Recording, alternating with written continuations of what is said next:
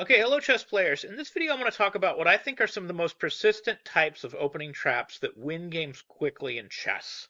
Anyways, if you like content like this and want to see more of it, please hit that subscribe button and click your notification icon. So, what I've noticed, and you can go back 150 years and you're going to notice this pattern. If you look at games, even games at the highest level, even games at the Grandmaster level, going back as far as you can remember, people have lost miniatures. They've lost sometimes in less than 10 moves. And there's always this common theme. They almost always think that their opponent is the one that made some sort of error. They almost think that they're the ones being clever. So I've noticed this pattern and I've noticed it across openings. Now, one of the ways that we used to be able to take advantage of this was sometimes the books were just wrong. I remember there was a book that published stuff about the Scandinavian. It went like e4, d5, and then it gave this theoretical line. And of course, since it was written down in a book, everybody was following it, but the theoretical line went knight c4, queen d8, bishop g5, and then the book said knight d5 equal. And of course, it's not equal. You just have the immediate tactical reply knight to d6 check. Pawn captures d6 is forced, bishop captures d8. White's winning an entire queen and therefore winning the game. So that's the first example, and that's really simple. But it can also happen in openings where people just perceive that they have a much bigger advantage that they do, and they try to refute your setup. I do this all the time. I use a little known line in the Sicilian accelerated dragon. You have something like this, where they play the accelerated dragon and I play this move f3, which actually leads to something close to equality. But most books will have it down as slide edge black, which is incorrect. So black is constantly looking for some sort of refutation here. So you get a lot of people that'll play this queen b6 move, which again, this is fine. This is theoretical. And then a3. And then they actually have to play really carefully here. But again, most books will give queen b6. They won't give a lot of details, and they'll say slide edge black. And this is just kind of false information. It's the position is equality and it's nothing special. Black is doing okay and everything is fine. But if black tries to refute white's position after a3, like if black plays something like queen captures b2, he instantly loses his queen to knight a4. Or if black plays something like knight takes e4, he gets into a lot of tactical trouble after knight e4 because this inclusion of pawn to a3 means that you can't counter knight to d5 with queen a5 because b4 now, and then when this queen retreats, like say queen d8, now we take this piece for free. And other variations fail here as well. Like I do a whole video on this, like queen c5 is possible, and then you'll have knight c6, where you can't play knight c6 because of knight e7, and there's a lot of complicated tactical reasons why knight e4 just completely fails.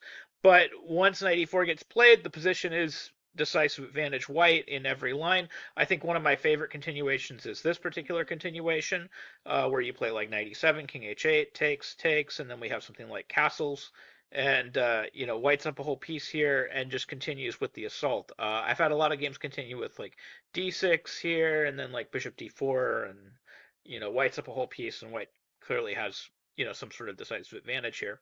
But we see this theme just repeat over and over and over again in all these different openings. Another example would be the Caro-Kann. Actually, it comes up, I think, quite a few times in the Caro-Kann. So, like, if you take the old classical variation of the Caro-Kann with bishop f5, and you kind of run down this variation here, one of the things I've noticed is that people will think, okay, I castle queenside, and then they play a move like bishop d6 to try to take advantage of the fact that there's no preventing bishop f4 because they know that the mainline theory involves like knight e4, knight f6, and then g3 to eventually prevent the move bishop to f4. So their thinking goes really logically, well, obviously bishop f4 must be important for black. So if white allows it and I get to play it, that must lead to some sort of advantage. And of course, after knight e4 and then say bishop f4, you're just going to have queen a3 targeting these dark squares. So now when this dark squared bishop gets exchanged inevitably for this bishop on d2, this knight's going to be coming to d6, and that's a big deal.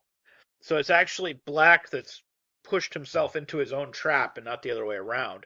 So now you'd have something like knight on g to f6, rook h4 is very strong, and then bishop d2, knight d2, and you have all of this happening. And this is actually just decisive advantage white. So an example would be c5. You could exchange, and simply queen c5 is up a pawn, and much better position for white. So that's another way that you can kind of trap people, make them believe, hey, this bishop can come to f4. Fischer had a game that was kind of similar to this, where he traps somebody into doing something similar to that. And even in the absolute main line, like if they play knight on g to f6, there's a trap kind of down the road here that follows a similar path where they go, wait a minute, isn't the queen usually on e2? Because a lot of times black will kick this queen back, like knight f6, knight queen e2, and they'll think when they see this pawn, well, this pawn must be free because normally the queen's on e2. Maybe I've done something really clever with my move order. And of course, if they take this pawn, knight f5 is completely winning. So like knight f5, and then if you don't see the theme, the point is that the queen's hanging, but also the bishop on d6 is hanging, and there isn't actually a good defense for all of this. So for example, if queen takes, we have knight d6 check, and then we take, and we're up a whole piece, and that's pretty cool. Now I've seen even kind of starker examples of this, even in like d4. I saw this game that Emery Tate played against Yermolinsky. Yermolinsky had the white pieces, Emery Tate had black, and it went d4, knight f6. Oh, it was d4, c5 was the game. D4, and then we had this variation. This is kind of like a Schmidt-Benoni. And then Emery Tate was just kind of under the impression that white had made an error here by allowing knight f5, which was going to be winning the bishop pair, because they were already kind of in sort of uncharted territory. So he thought knight f5 was winning the bishop pair, but much to his surprise, and he should have just played knight takes d5, queen takes d5, it's just slight edge white. Nothing to write home about, but it's still like, why play this opening as black if this is your end goal, right? So he tried knight f5, and then we had queen a4 completely winning the game. And if you don't see the tactic, it's actually kind of clever. If you take the queen, this is mate, but the queen doesn't have any retreat because all the squares are temporarily covered by both the knight and the bishop. So Emery Tate was a sport he took and allowed knight c7 mate, but there wasn't really a good answer. And I mean, the list goes on.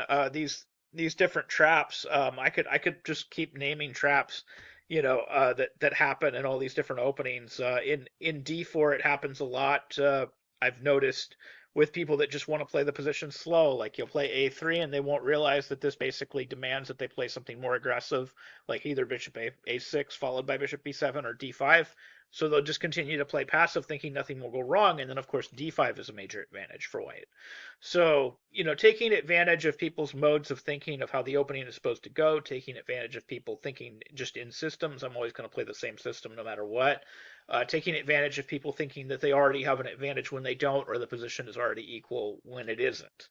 And these are just common. And this creeps up all the way to the Grandmaster level. I saw a Grandmaster game recently in a Petrov's that went e4, e5, knight f3, knight f6 takes. And I guess he was just learning the opening. He didn't know the theory. But he quickly fell for this trap where actually castle's kingside is a mistake. Most people play knight c6, which is a little bit better. And of course, castle's kingside just seems like a regular move. We're just castling, right? We need to castle in chess. This is important. But the idea is after bishop f5, we have c takes d5, and already you can't recapture. You can't play queen d5. He did in the game, and he lost instantly to bishop takes d5, and now everything kind of becomes clear. This bishop on e7 being loose is actually a big problem. The point is after bishop e4, we have knight c3. And tactically, you can't fix this anymore. If the queen retreats, we're going to have knight e4, queen e4, rook e1, and there's no way to protect the bishop on e7 because the king is no longer protecting it, which again is anti-instinctual. You'd think castling makes you safer. In this case, it doesn't. So you'd have to play something like this, but again, the bishop is loose, and you're taking with check, and then you take here, and then you're up a whole piece. So, I mean, it's just, really, it's kind of an endless list of these traps, and it's just something that you're going to have to familiarize yourself with when you play, and it's something that you're going to have to look for in the openings, and just try never to get fully comfortable with a position just thinking I played these principled looking moves, everything should be okay. Make sure you're always calculating very carefully. Make sure you're looking for traps, and don't assume that your opponent just lost a tempo just because it looks like he did, or your opponent did something dumb, or that the theory says that you're better here, so you must be. Always look for that additional layer of something else going on, because there may very well be something else going on. And of course, you should be trying to pull these traps off against your opponents. You should be giving them positions that they're unfamiliar with that have that additional layer. that maybe they're not totally aware of or totally comfortable with. Give them the opportunity to make those mistakes, and you'll win a lot more games because of it. Well, anyways, I hope you found this video helpful, useful, and can try some of these ideas in your own games. Thank you very much for watching.